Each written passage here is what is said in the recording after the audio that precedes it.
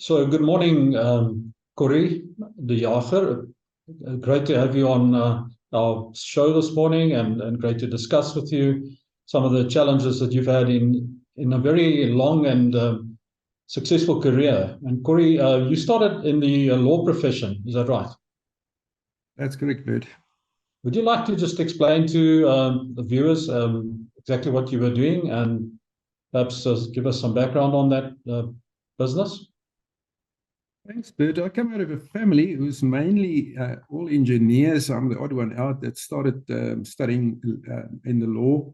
I was also entered into university for an engineering course, and I decided, no, let's do the legal thing. And I qualified quite at a young age. I was about 22 years when I was admitted as an attorney, a conveyancer, and a notary. But we come out of a family who's very purpose-driven.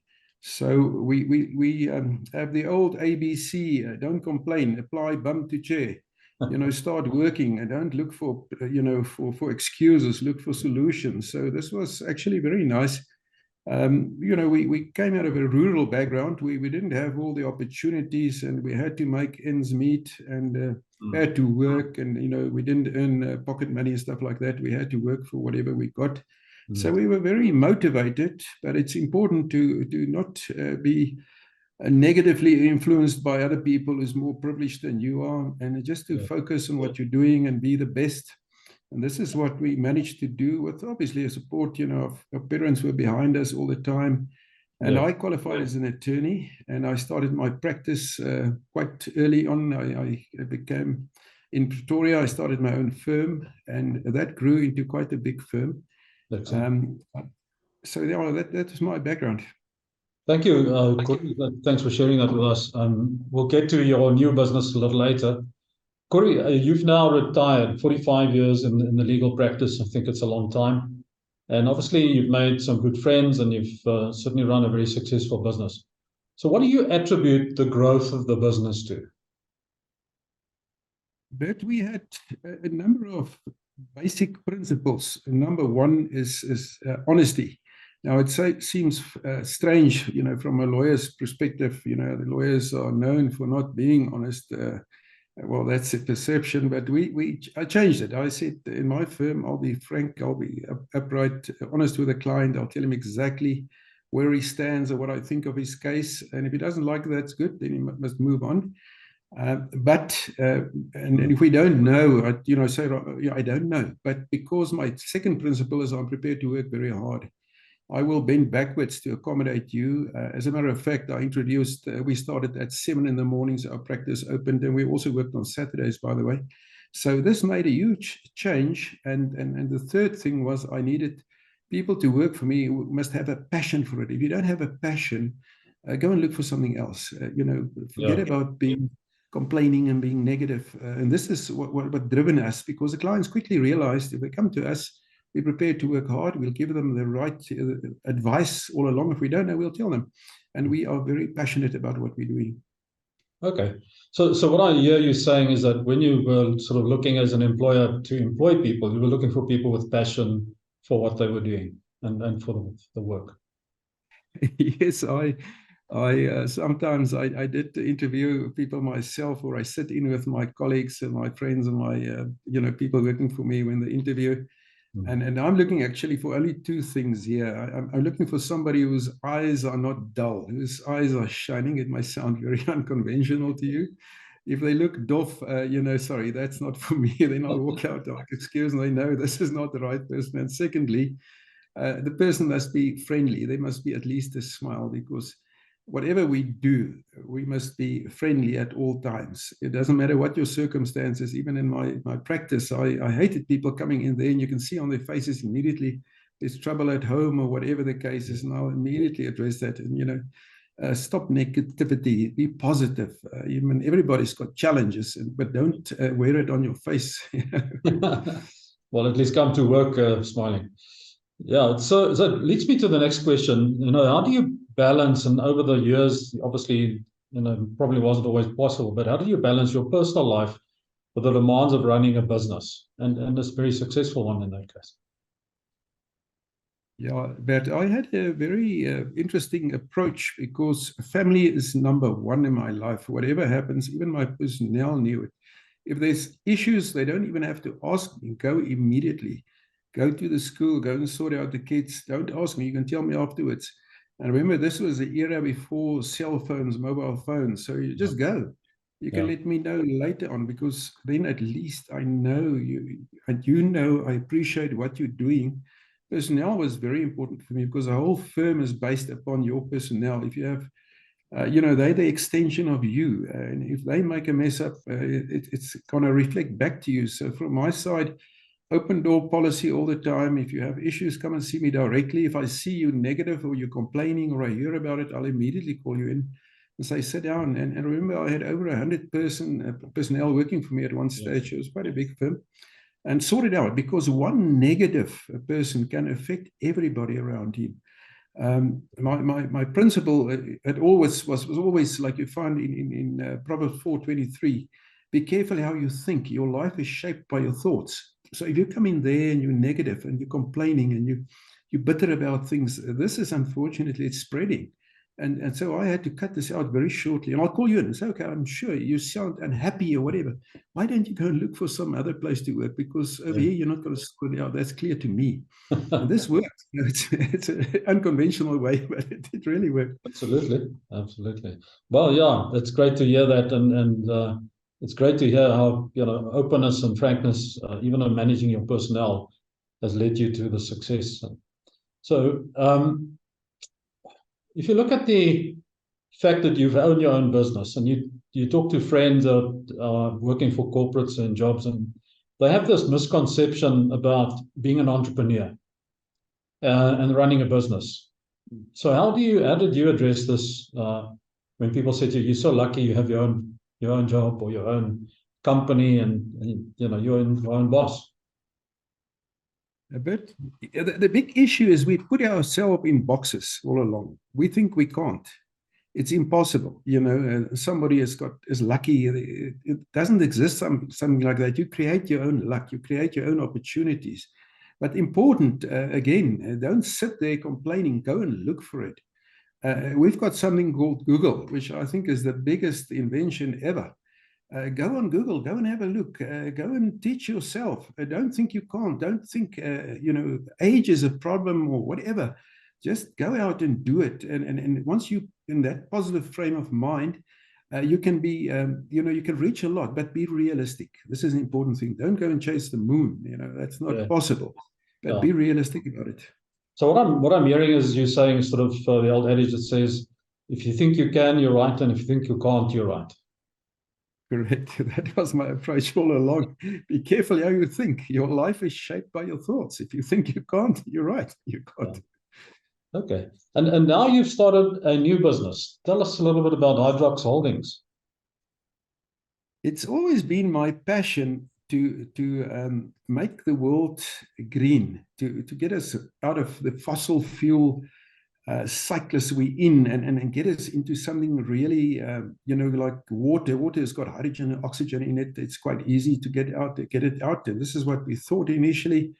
And this is how we started. A number of friends came together and said, let's do something about it. My brother-in-law showed me this car they had running on water, which I didn't believe. And eventually I did go and they took the gas, this highly explosive mixture. Don't try that at home.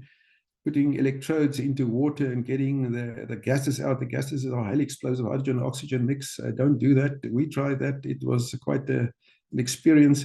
But eventually we started on that route. But again, based upon scientific facts. So we said, okay, let's get the hydrogen out of water. And the main thing was there was certain problems because nobody wanted to touch this highly explosive gas mixture.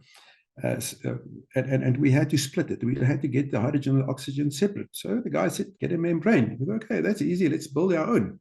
We can't import them. They're very expensive exercises. And this is how we started out. So we experimented with various membranes. In the end, we managed to reverse the process, to change it so that we don't use any membrane at all. And this is a world first for a South African company that we could develop an electrolyzer. This is what you call the unit that splits the water. without using any membrane at all. And this creates huge opportunities now, because suddenly we can go where nobody else could go, because membranes have got limitations. And this makes it very exciting for us. Even now, as I speak, we've been presented some international awards, and we've been invited to numerous conferences, because people are suddenly sitting upright and saying, maybe this is the way to go. Because all that's keeping hydrogen back is the price of hydrogen. If we can make it cheaper, and currently it was not possible, because for the last 200 years, hydrogen has been made on the same method. 2 electrodes separated by a membrane in between, and you can have a little incremental improvements on this, but you can't really have a major advance here. And this is where we came in with what we want to call the disruptive technology, that can have a major impact. And this is what we're working on now, where we can go to higher temperatures and take advantage of the benefits associated with the higher temperatures. So yeah, that's where we are. I can keep on the whole day about this, but I'll leave it over to you now, Bert. Corrie, thank you for informing us of and telling us about Hydrox Holdings, and we really wish you all success with this new venture. It looks like at your age you still have a lot of energy and a lot of hard work lying ahead of you, but I'm sure you're going to make a success of that. So Corrie, perhaps just on financial management. You're just starting a new business, and I'm sure you're going through some pains again. But what advice would you give a new business owner regarding financial management? That, I think, is extremely important question. And the most important thing here is to watch your bottom line. To try and do whatever you do is do not make unnecessary debt. Stay away from these easy loans and try and manage it as cash positive as you can. This is the one thing that we did in my practice as an attorney as well, is make everything you do is just watch the bottom line. Make sure that you are solvent, that there is enough finances before you venture out. Be extremely conservative as far as that's concerned. I know the trend is to splash out and have these huge campaigns and stuff, but I'm old-fashioned. For me, it's watch the bottom line. Take care of your monies. It's hard earned. Don't squander it. Keep away from debt and try and be as cash positive as you can. No, excellent. Thank you for that advice. I'm sure lots of the business owners who started a business, they are struggling just to get through month end quite often, and it's one of the things people don't know. They think you just draw a salary, and it doesn't work that way. So just from a personal perspective, you have sort of retired, started a new job, and I'm sure you're full-time in that, and doing lots of presentations around the world. Where do you see yourself in 5 years? Well, it's a tricky one.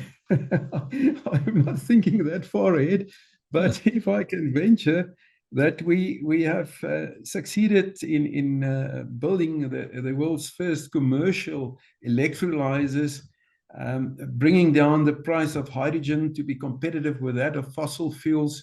And I see myself as, handing over the business to younger chaps who can take it forward and drive it. But I will probably never stop my curiosity, being interested in the avenues and the possibilities. There are so many. This technology you can use on seawater, you can use on acid mine water, something we have a huge problem down in this country. Yes. So there's such a lot of possibilities. I would probably never stop on that, because, I keep on being curious and challenging the boundaries. And this is what I think is my position.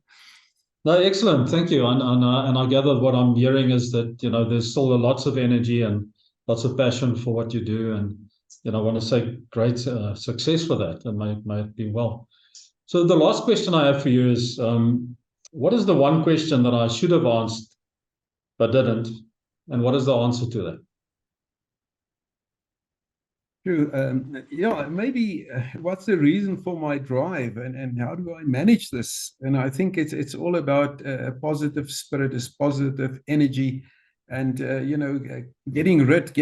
running away from negative people, because that can influence you. Look at your friendship and your people around you. Stay away from them. In this country we have so many positive people, and this is what inspires me to stay in this country and keep on going here.